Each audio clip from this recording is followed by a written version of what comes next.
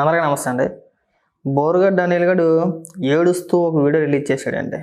నన్ను నారా లోకేష్ గారు చంపేయాలని చెప్పి ప్రయత్నిస్తున్నారు. నేను ఏమీ తెలియని అమాయకుడిని, నేను శుద్ధపూసని, నేను అంబేద్కర్ గారి వారసుని, నేను ఏ తప్పు చేయకుండా నన్ను అన్యాయంగా 4 నెలలు బట్టి జైల్లో ఉంచి చిత్రహింసలు పెట్టి నన్ను కొట్టారు. మామూలుగా కొట్టలేదు, నా వెనకట్ల ఎముక రూపోయింది, కాలు రూపోయింది. నేను చాలా కష్టాల్లో ఉన్నాను, మాకు ఆ దేవుడే దిక్కు. ఒక దళితుడిని అయినందుకు నన్ను ఇంత అలా వేధిస్తారా అని మాట్లాడుతున్నాడు ఇది. ఇవాళ చాలా మార్పు వస్తుంది వీళ్ళలోనే. చంద్రబాబు నాయుడు గారు, లోకేష్ గారు, పవన్ కళ్యాణ్ గారు మర్యాద. గతంలో హ్యాంగర్ కొన్న షర్ట్ వేసుకెళ్ళిపోతాను నేను, జగన్మోహన్ రెడ్డి అంటే 5 నిమిషాల్లో వేసి వచ్చేస్తాను నేను అని ఈడే ఒకసారి ఏమని ఎడుతున్నాడు వినిపిస్తా చూడండి. అందరికీ నమస్కారం. బోరుగడ్డ అనిల్ కుమార్. మంచిది. గత 4 నెలలుగా కుటుంబ ప్రభుత్వం నాపై కక్ష సాధింపు చర్యలు చూస్తా ఉన్నారు. ఫిబ్రవరి 14వ తారీఖు ఇంటర్మ్ బెయిల్ మీద నేను బయటికి రావడం జరిగింది.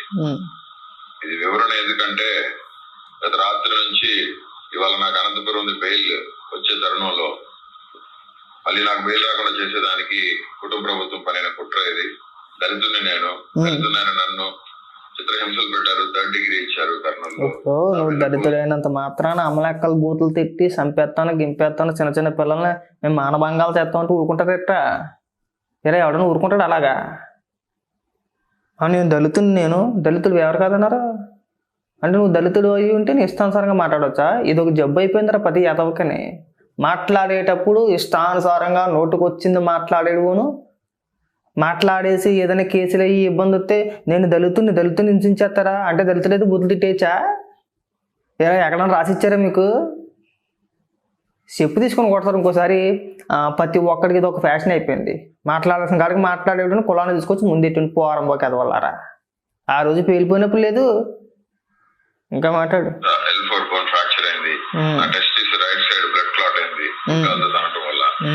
మెడికల్ సైన్సెస్ వారు నివేదిక ఇచ్చారు. ఆ నివేదికను కోర్టు వారికి సబ్మిట్ చేశాం, హైకోర్టు వారికి. ఈ పరిస్థితుల్లో మా తల్లి అనారోగ్యానికి గురైపోయి డయాలసిస్ చేసి యాంజియోగ్రామ్ చేసిన సెట్ కాని పరిస్థితుల్లో ఆమెకి సర్జరీ చేశారు. 16వ తారీఖు 17వ తారీఖులో సర్జరీ జరిగింది. 14వ తారీఖు నేను ఇంటర్మ్ బెయిల్ మీద రావడం జరిగింది. చెన్నైలో అపోలో హాస్పిటల్లో నా కన్న తల్లికి సర్జరీ జరిగిన మాట హైకోర్టు వారికి మేము చెప్పాము. హైకోర్టు వారు దాన్ని విచారించుకున్నారు. రికార్డ్స్ ఉన్నాయి మా దగ్గర. నా తల్లికి సర్జరీ జరిగింది. 14వ తారీఖు రిలీజ్ అయిన నేను 28వ తారీఖు వరకు నేను మా తల్లి గారితో ఉండి 28వ తారీఖున నేను సెంట్రల్ ప్రిజన్ లో ఎక్స్టెన్షన్ బెయిల్ కేసు రాకపోతే సెంట్రల్ ప్రిజన్ లో నేను 4:45 కల్లా నాకు ఇచ్చిన టైం పరిధిలో కోర్టు వారిని గౌరవించి నేను సరెండర్ అవడం జరిగింది.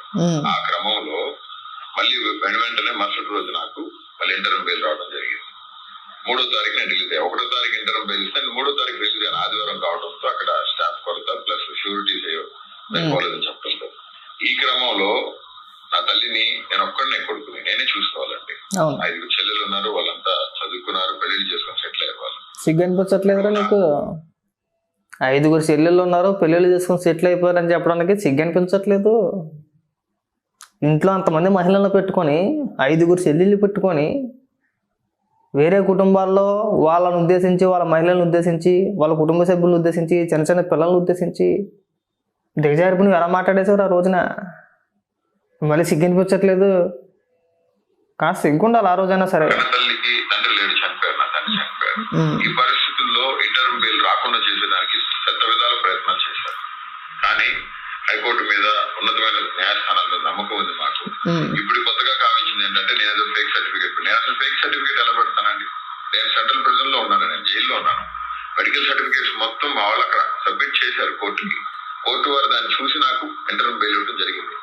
మా కన్న తల్లి గారికి బైపాస్ సర్జరీ జరిగింది, ఓపెన్ హార్ట్ సర్జరీ జరిగింది. కాబట్టి మా కన్న తల్లి గారి దాని మీద నాకు ఇంటర్మ్ బెయిల్ వచ్చింది. కన్న తల్లి చూసుకునేది నేను. కోర్టులు గౌరవించాను, అమితంగా గౌరవిస్తాం. ప్రాణం పోయినా వెనుతిరిగే ప్రసక్తి లేదు.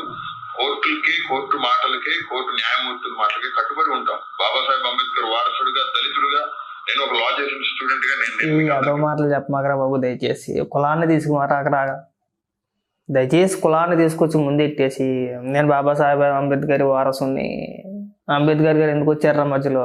నువ్వు బూతులు తిట్టేసి నువ్వు అమలెక్కలు తిట్టేసి నేను అంబేద్కర్ గారు వారసుని అంటే చెప్పు తీసుకొని కొడతారు. బాగా గుర్తుపెట్టుకోవాలంటే డైలాగ్ కొట్టమాకు ఎప్పుడు కూడా. అమ్మలెక్కల బూతులు తిట్టేసి ఎన్నిసార్లు చెప్పినా అదే సోచి చెప్పాలి నేను కూడా. మనుషులుగా ప్రవర్తించాం మనం, పశువు కంటే హీనంగా మాట్లాడాం. ఇవాళ మన దాకా వస్తే నేను దళితుడిని, బాబాసాహెబ్ అంబేద్కర్ గారి వారసుని, నన్ను వేధించేస్తున్నారు. మాట్లాడేటప్పుడు కూడా ఉండాలండి.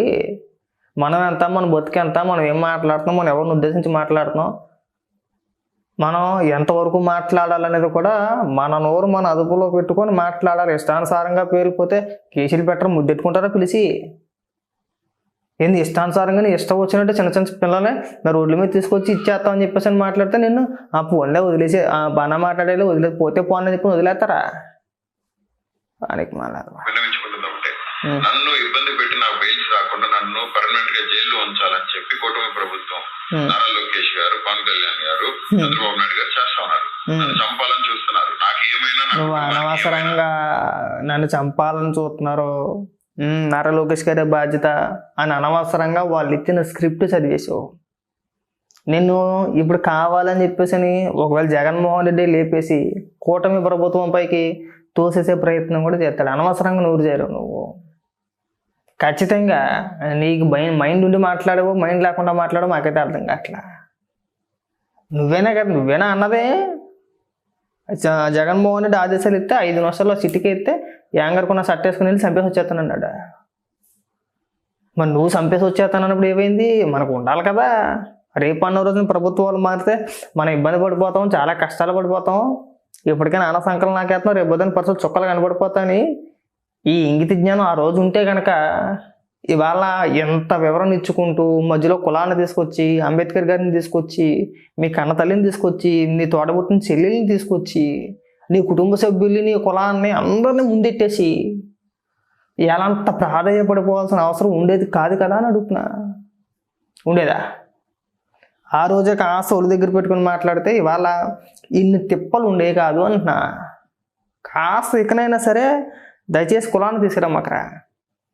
కులాన్ని, మీ చెల్లెళ్ళని, మీ అమ్మగారిని, మీ భార్యని అందరినీ తీసుకొచ్చి ముందెట్టేసి వాళ్ళ వెనకాతలు దాముకొని ఏదో పిరికోల్లా మాట్లాడ మాకు. కేసులు ఎలాగ ఉన్నాయి, మహా అయితే ఇంకొక 4 నెలలు లోపల ఉంటావు.